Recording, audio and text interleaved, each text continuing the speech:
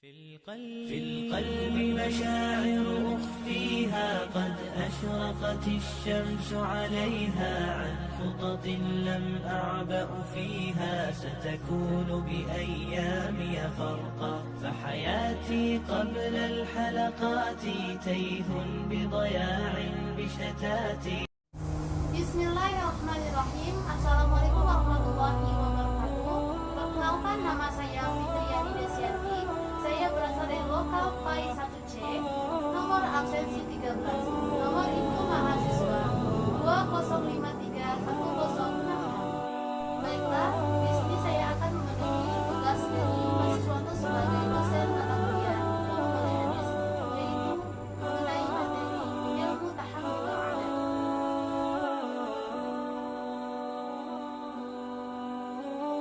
Tahammul adalah menerima dan mendengar suatu periwayatan hadis dari seorang guru atau syekh dengan menggunakan metode penerimaan hadis tertentu. Sedangkan al-adab adalah kegiatan meriwayatkan dan menyampaikan suatu hadis tersebut.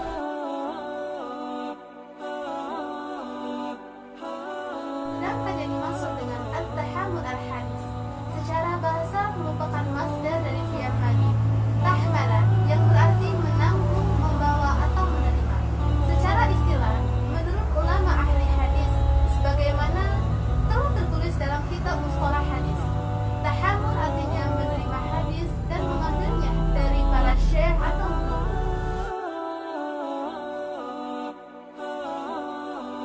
Syarat-syarat tahammul al-hadis. Syarat pertama yaitu memiliki ketahanan ingatan yang kuat, dan yang kedua yaitu mengetahui maksud-maksud kata yang di dalam hadis dan mengetahui arti hadis apabila ia meriwayatkannya dari segi artinya saja. Dan yang keempat yaitu sifat adil.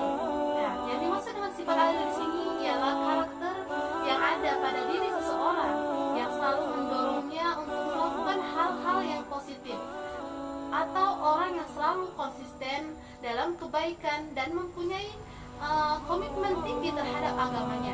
Sedangkan syarat-syarat orang yang diperbolehkan untuk mengutip suatu hadis, yang pertama adalah dobit. Dobit itu apa? Yaitu orang yang kuat dalam hafalannya. Kedua, berakal sempurna, yaitu memiliki akal yang sempurna, yaitu tidak gila. Dan kemudian tamyiz.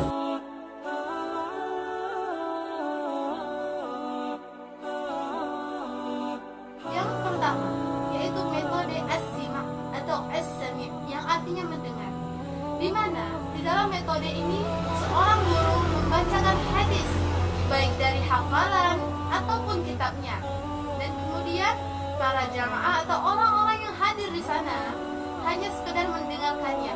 Menurut jumhur ulama atau menurut pendapat seluruh ulama, metode ini berada pada tingkat tertinggi sebab lebih meyakinkan tentang terjadinya pengungkapan suatu periwayatan hadis. Metode yang kedua yaitu metode al-qira'ah ala asy-syekh, yang artinya yaitu membaca di hadapan guru.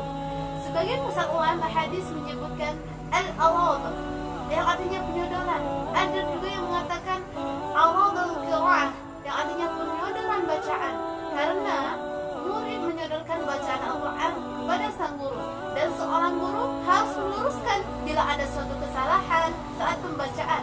Bila tidak, maka tahammulnya tidak absah. Dan kemudian metode yang ketiga yaitu ijazah atau sertifikasi atau rekomendasi. Nah, di dalam metode ijazah ini yaitu seorang guru memberikan izin kepada muridnya untuk meriwayatkan hadis atau kitab kepada seseorang atau orang-orang tertentu, sekalipun sang murid tidak membacakan kepada gurunya atau tidak mendengar bacaan dari gurunya. Dan kemudian syarat-syaratnya antara lain, yang pertama harus mengenal betul apa yang akan diijazahkannya. Yang kedua, naskah yang ada pada murid harus dibandingkan dengan naskah aslinya sampai benar-benar sama dengan naskah yang aslinya. Nah, kemudian yang ketiga yaitu telah memiliki posisi dalam keilmuan. Metode keempat yaitu metode al-munawalah. Di dalam metode ini, seorang ahli hadis memberikan sebuah naskah asli atau salinan yang sudah dikoreksinya dan kemudian untuk diriwayatkan. Lalu al-munawalah ini terbagi menjadi dua, yaitu al-munawalah yang disertai dengan ijazah dan al-munawalah yang tidak disertai dengan ijazah. Jika al-munawalah yang disertai dengan ijazah ini merupakan suatu bentuk ijazah yang tertinggi. Nah, di mana di sini seorang guru memberikan kitab kepada muridnya disertai dengan izin untuk meriwayatkannya. Setelah itu, kitab menjadi milik murid atau gurunya hanya meminjamkan kitabnya saja untuk disalin. Dan yang kedua, al-munawalah tidak disertai dengan ijazah, di mana seorang guru memberikan kitab kepada muridnya. Nah, dan kemudian hukum meriwayatkan dengan al-munawalah yang tidak disertai dengan ijazah ini tidaklah diterima. Baiklah, sekian penjelasan saya tentang materi ilmu tahammul wal ada. Saya akhiri, wassalamualaikum warahmatullahi wabarakatuh. في القلب مشاعر أخفيها قد أشرقت الشمس عليها عن خطط لم أعبأ فيها ستكون بأيامي فرقا فحياتي